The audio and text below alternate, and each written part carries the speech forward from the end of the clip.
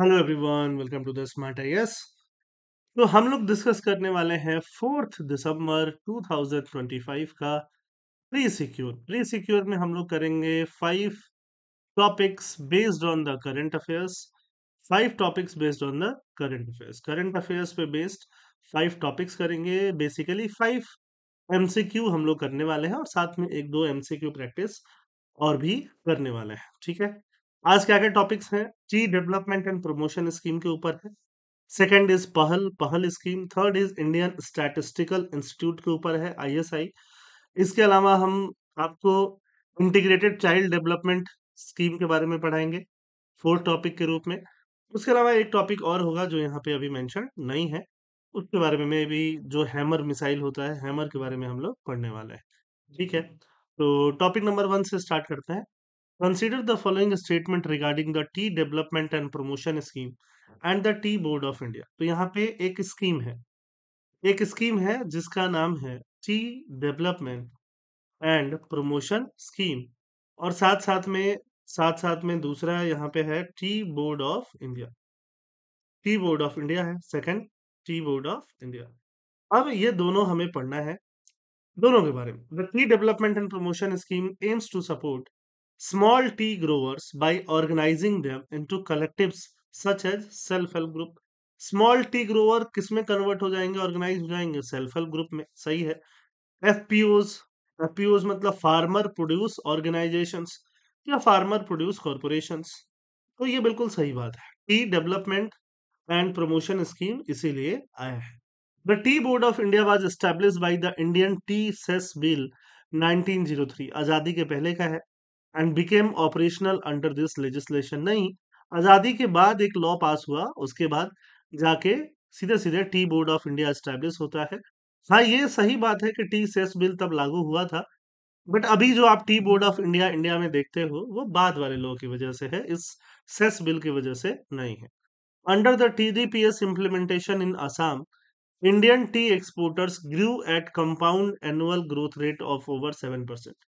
टीडीपीएस implement जब से आसाम में हुआ है, जो इंडिया के टी एक्सपोर्टर हैं उनका 7% से भी ज्यादा का compound annual growth rate, annually compound growth rate कितना हुआ है? 7%। तो third is correct, first is correct. Answer क्या हो जाएगा इसका? बी, सेकंड स्टेटमेंट गलत है। Government strengthen Assam T sector through T development and promotion scheme, देखो 2 दिसंबर। तो ये पीआईबी में आते रहता है, ministry of commerce and industry. PIB के क्वेश्चन डायरेक्टली आपके प्रीलिम्स में आते हैं, पीआईबी से topic. T development and promotion scheme, ठीक है, तो इम्प्लीमेंटेशन चल रहा है उसका ऑलरेडी। ऑब्जेक्टिव मैंने आपको बता ही दिया, स्मॉल टी ग्रोवर्स को एम्पावर करना है, वैल्यू एडिशन कराना है, गुड एग्रीकल्चरल प्रैक्टिसेस करानी है। की कंपोनेंट क्या है? प्लांटेशन का डेवलपमेंट करेंगे, replantation, rejuvenation, organic conversion and technological upgrades. Market promotion होगा, एक्सपोर्ट का facilitation, brand promotion and diversification of markets. Small grower empowerment, formation of SHG, FPO, mini factory support. तो यही सब इसके की कंपोनेंट है। कैपेसिटी बिल्ड, जो छोटे फार्मर हैं उनका कैपेसिटी बिल्डिंग किया जाएगा, रिसर्च एंड डेवलपमेंट किया जाएगा, क्वालिटी इंप्रूवमेंट किया जाएगा, and welfare measures for the tea garden worker. Assam में इंप्लीमेंट कब से हो रहा है? 2021 से। 150 करोड़ का इसका यूटिलाइजेशन बजट था, ठीक है, यूटिलाइज हो चुका है 150 करोड़ ऑलमोस्ट। की एक्टिविटीज क्या है जिसमें रीप्लांटेशन की बात थी, कलेक्टिवाइजेशन की बात थी, कलेक्टिवाइजेशन एसएचजी को कलेक्ट किया जाए, कलेक्टिवाइज किया जाए, food processing, farmers processing unit को कलेक्टिवाइज किया जाए, सेटिंग मिनी फैक्ट्री सेटअप किया जाए, 31 मिनी फैक्ट्रीज को सेटअप किया गया है। इंडिया का टी एक्सपोर्ट भी इंक्रीज हुआ है मोर देन 7% के सीएजीआर से। टी बोर्ड ऑफ इंडिया के बारे में जान लेते हैं। स्टैट्यूटरी बॉडी है, मतलब पार्लियामेंट के लॉ से बनी है। वो पार्लियामेंट के लॉ 1953 में आया था, 1954 से ऑपरेशनल हुआ, 1903 में बना था cess, tea cess bill, but उससे ये ऑपरेट नहीं होता है, टी एक्ट से ऑपरेट होता है। कोलकाता में इसका हेडक्वार्टर है। रोल क्या है? Regulate production and quality, promotes export, support small tea growers and ensure worker welfare. Topic number 2, पहल के बारे में बात करते हैं। प्रत्यक्ष हस्तांतरित लाभ स्कीम, पहल क्या है? व्हाट इज पहल?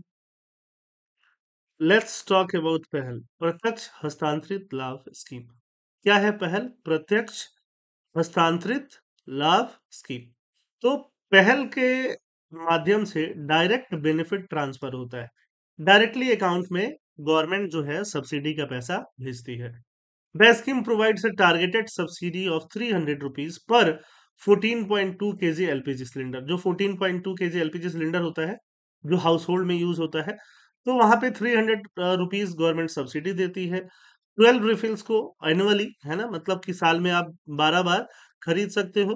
तो all domestic, I repeat, all domestic LPG consumer, तो ऑल को नहीं देती है गवर्नमेंट, उज्ज्वला योजना वालों को देती है। किसको देती है? उज्ज्वला योजना। फर्स्ट स्टेटमेंट गलत होता है, ठीक है। बायोमेट्रिक आधार ऑथेंटिकेशन कराया जाता है प्रधानमंत्री उज्ज्वला योजना और पहल के साथ, ये सही है। The common LPG database platform plays a critical role in identifying and removing ineligible और डुप्लीकेट एलपीजी कनेक्शंस। ठीक है। तो यहाँ पे जो एलपीजी डेटाबेस प्लेटफॉर्म है वो क्रिटिकल रोल जरूर प्ले करती है, कि जिससे कि डुप्लीकेट एलपीजी कनेक्शंस को क्या किया जाए, रिमूव किया जाए। तो second and third are correct. Second का जो आंसर है वो क्या है? बी है।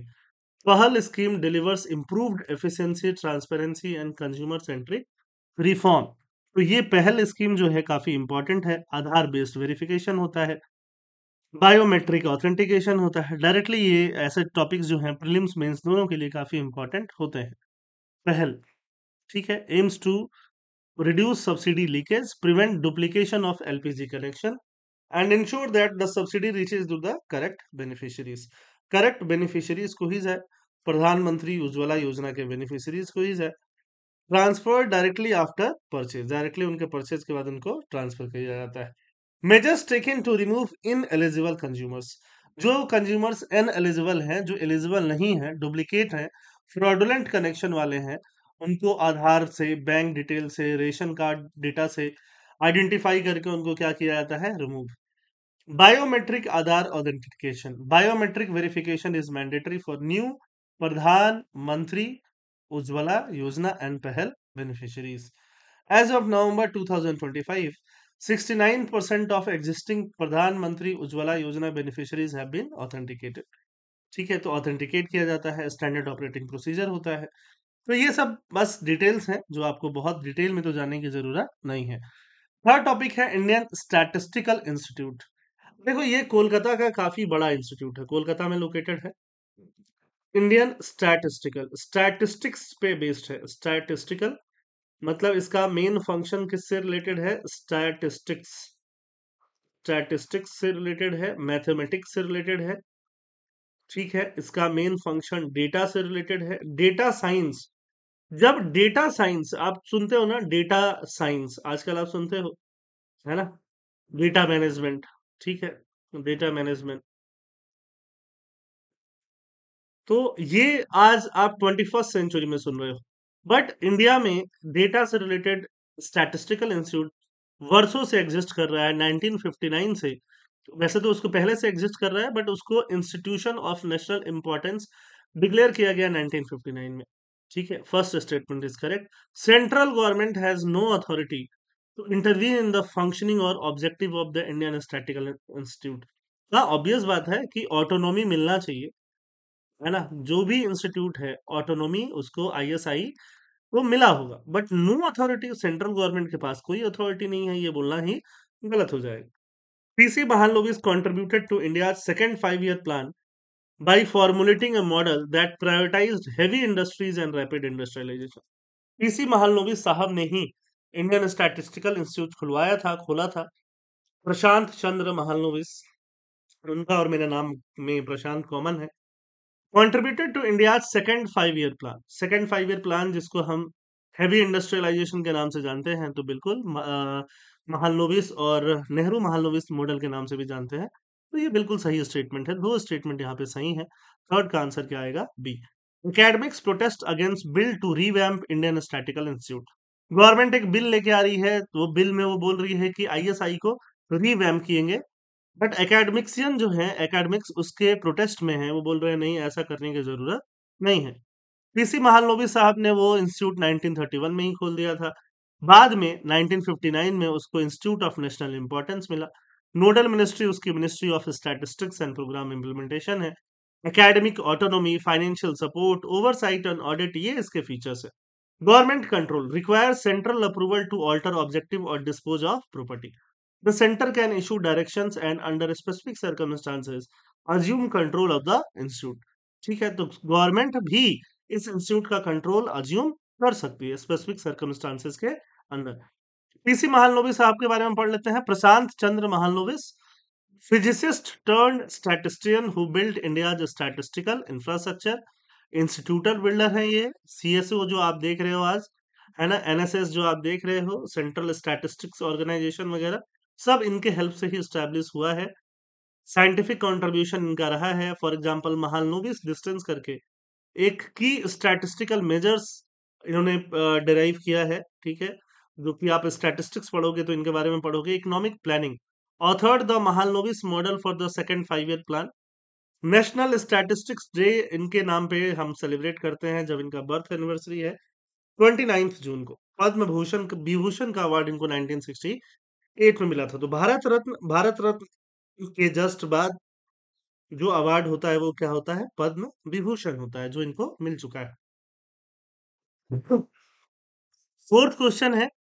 फोर्थ क्वेश्चन में आपको एक स्कीम के बारे में दे रहा हूं। Scheme integrated child development service. Integrated child development service क्या है? It is a central sector scheme fully funded by the union government. Integrated child development, child का डेवलपमेंट सेंट्रल गवर्नमेंट करेगा फुल्ली, है ना। क्या स्टेट गवर्नमेंट की जिम्मेदारी नहीं बनती? क्या बनती है? क्या सेंट्रल गवर्नमेंट के एम्प्लॉय चाइल्ड को डेवलप करा पाएंगे पहुंच पहुंच के हर स्टेट में कोने कोने तक? नहीं। स्टेट के एम्प्लॉय पहुंच पाएंगे कोने कोने तक, सेंट्रल गवर्नमेंट के एम्प्लॉय पहुंच ही नहीं पाएंगे। तो fully funded by union government बोलना यहाँ गलत लग रहा है। सेंट्रल सेक्टर नहीं, ये सेंट्रली स्पॉन्सर्ड स्कीम है ना। जब ध्यान से सुनो, जब भी सेंट्रली स्पॉन्सर्ड होता है, कुछ कंट्रीब्यूशन, कुछ परसेंटेज कंट्रीब्यूशन स्टेट को ही करना होता है और स्टेट ही इंप्लीमेंट करती है। सेंट्रल गवर्नमेंट मोटा पैसे देती है, बट स्टेट को भी पैसा देना होता है। It aims to reduce child mortality, morbidity, malnutrition, school drop out. सही बात है। बच्चों का डेवलपमेंट क्यों होना है? चाइल्ड मोर्टेलिटी कम हो, माल न्यूट्रिशन कम हो, ड्रॉप आउट्स कम है। The service are delivered through anganwadi. Anganwadi के थ्रू, आंगनवाड़ी वर्कर्स के थ्रू इनको डिलीवर किया जाता है। बिल्कुल सही। The schemes cover multiple core service, जिसमें supplementary nutrition, pre school education सब दिया जाता है। एक तरह से प्ले स्कूल का तरह भी काम करता है ये। 2 3 4, ओनली 3। 4 का जो आंसर सही है वो क्या है? सी। सी मतलब ओनली 3, 3 सही होगा। ICDS is a flagship welfare programme 0 से 6 ईयर के बच्चों के लिए है। साथ साथ में प्रेग्नेंट वुमेन के लिए है, लैक्टेटिंग मदर्स के लिए है। इसका ऑब्जेक्टिव क्या है? Nutritional health, psychological, physical, social development, child mortality, morbidity, malnutrition, dropouts को रिड्यूस करना, prenatal and postnatal care देना मदर्स को। ठीक है, ये सब इसके ऑब्जेक्टिव हैं। ये सेंट्रल सेक्टर स्कीम नहीं है, सेंट्रली स्पॉन्सर्ड स्कीम में आता है। ठीक है, इसमें pre school education, health checkup, immunisation, ये सारी चीजें इसके अंदर आती हैं। ठीक है, इसके अंदर पोषण अभियान भी चलता है। पोषण अभियान, पोषण मतलब national nutrition mission. Last question, hammer precision weapon. Hammer precision weapon, क्या ये डीआरडीओ ने सोली बनाया है? आजकल बहुत सारी चीजें डीआरडीओ सोली बना रही है, बट इसको तो नहीं बनाया इसने। It features A modular architecture that can be fitted onto general purpose bombs to enhance their range and precision. Second is correct. The weapon system relies only on GPS INS guidance for targeting hardened structure. तो सिर्फ से और सिर्फ GPS INS पे rely करती है, ऐसा बिल्कुल नहीं है। ठीक है, फर्स्ट और थर्ड गलत है, सिर्फ एक स्टेटमेंट ही सही है, जो क्या है? 5 का ए। देखो ऐसा ही दिखता है ये हैमर। हैमर का फुल फॉर्म क्या है? Highly agile modular munition extended range. I repeat, highly agile modular munition extended range. नाम आपको याद होना चाहिए। Precision guided air to surface weapon है, हवा से सरफेस पे मार सकते हो। फ्रांस ने इसको डेवलप किया है, फ्रांस का सफरान ग्रुप ने डेवलप किया है। हाई एक्यूरेसी है।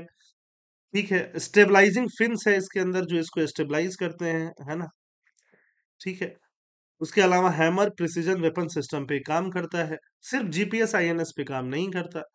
जीपीएस आईएनएस के अलावा laser, homing, infrared, hybrid guidance combination सबके साथ काम करता है। देखो ऐसे इसको एरोप्लेन में लगा के भेजा जाता है और ऊपर से ऐसे एयर टू सरफेस इसको मार किया जा सकता है। अब आते हैं हम प्रैक्टिस क्वेश्चन। प्रैक्टिस क्वेश्चन ये आपके सामने है निंगालू रीफ के बारे में। निंगालू रीफ, निंगालू रीफ पता, मुझे नहीं पता कि आपको पता है क्या। निंगालू रीफ के बारे में 3 स्टेटमेंट है, 4 ऑप्शन है। कमेंट सेक्शन में आप इनके आंसर बताइए। सेकंड, डगयंग्स। डगयंग्स क्या है? सी काऊ है, सी काऊ।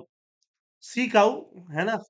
सी मतलब समुद्र में रहने वाले गाय जैसे प्राणी हैं, जिनको हम डगयंग बोलते हैं। यहाँ 3 स्टेटमेंट, 4 ऑप्शन।